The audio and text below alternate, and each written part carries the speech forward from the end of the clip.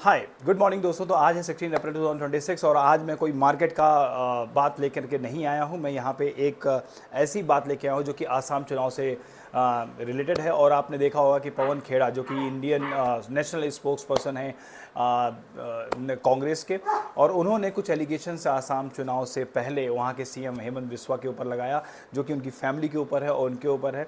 और ये एक बहुत ही इम्पॉर्टेंट एलिगेशन है जो कि वो प्रूफ के साथ में मीडिया के सामने लेके करके आए थे, जिसमें उन्होंने बताया था कि हेमंत बिस्वा और उनकी वाइफ जो है वो मल्टी कंट्रीज़ का जो है पासपोर्ट रखी है, जो कि इलीगल है। और दूसरा उन्होंने ये भी बताया था कि एक शेल कंपनी की बना रखा है जिसमें इनकी प्लानिंग है 52,000 करोड़ का इन्वेस्टमेंट करने का।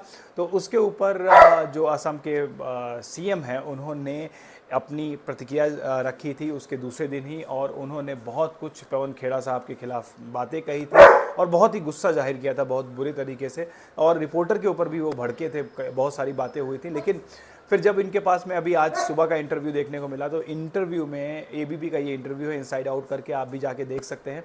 इसमें उन्होंने एक बहुत बड़ा एक बाइट दिया है, बहुत इंपॉर्टेंट बात बोली। उन्होंने कहा कि ये जो सारा वाकया हुआ इसमें वो आसामी पुलिस को जिम्मेदार मानते हैं, और ये इसलिए मानते हैं क्योंकि उन्होंने कहा कि रात में 12 बजे अगर इस पूरे मुद्दे पे पवन खेड़ा के खिलाफ अगर एफआईआर की जाती है तो पवन खेड़ा सुबह 6 बजे कैसे गुवाहाटी छोड़ के दिल्ली पहुंचते हैं और फिर दिल्ली से वापस हैदराबाद चले जाते हैं।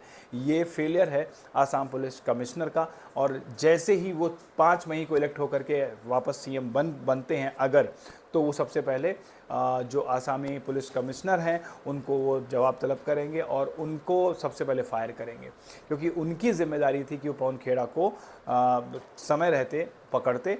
और ये अगर नहीं पकड़ा गया तो मैं तो मानता हूँ, मतलब हेमंत बिस्वा जी कह रहे हैं कि मैं तो ये मानता हूँ कि पवन खेड़ा को स्पेशली पुलिस कमिश्नर से यहाँ से खुद जाने का रास्ता दिया है।